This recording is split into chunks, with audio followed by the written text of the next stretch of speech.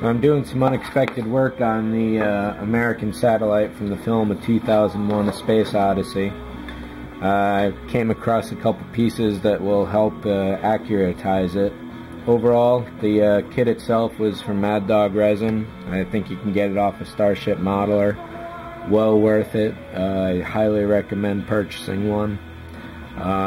For me, I've taken it a few extra steps and gone for some accuratization.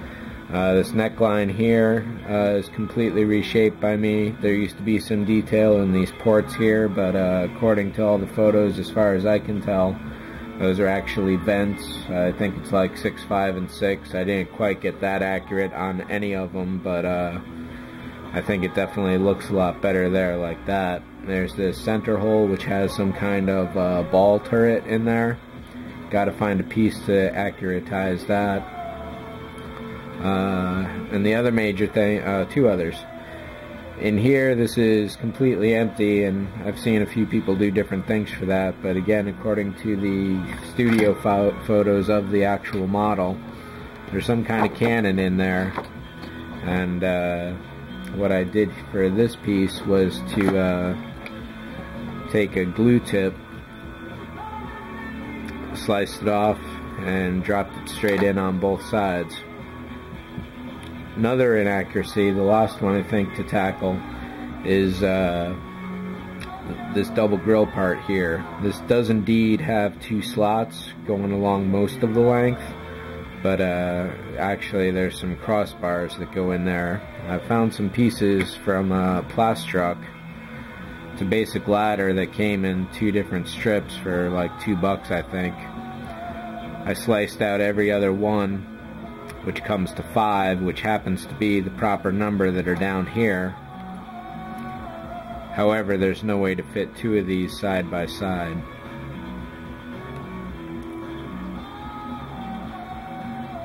Close, but not quite close enough, and I'm not about to try and recreate this detail by sawing that off. So, my solution is to chop out the 2 rails that are in there. I'm going to recess some of the groove in this area here. Take these, chop the top and bottom ridge off, and hopefully slot it in. So I've got one piece here that's this was my first test piece, which came out to the right width. However, these should be an even level, and this is clearly a 2/3, 1/3 kind of situation. So it's close, but not quite. But get back to that. The only other thing to ever do to this is to take the reaction control thrusters from there and duplicate them on the back. This will be easily pried off, and if I can take a mold or a pressing of that and then simply duplicate it back there, then all the better, at which point I'll fill that seam. A lot of the painting, I've done so many layers on this that I've definitely lost track. But it's finally very, very close to being its final colors. I started off with a brass pass, but after taping that off several times, it started losing all its luster, so I still have to do that one. Probably one more different gray tone to cover everything here and there. Then brass, some patches and fixes, and it should be pretty much done at long last. So there's still a little ways to go, and it's definitely been taking its time. One thing I'll demonstrate before switch the camera off is how I'm getting rid of these pieces here. I thought I was going to have to go with the Dremel, but I suppose the more you can avoid that thing, the better off you are. For most delicate operations like this. So the other ones I've already gotten rid of the same basic way here.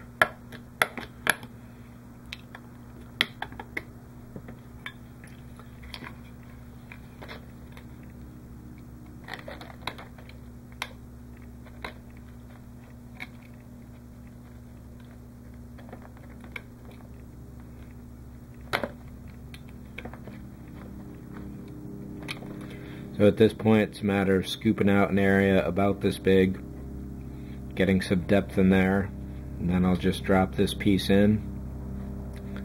Not this particular piece, but you can already get a sense of how this is going to look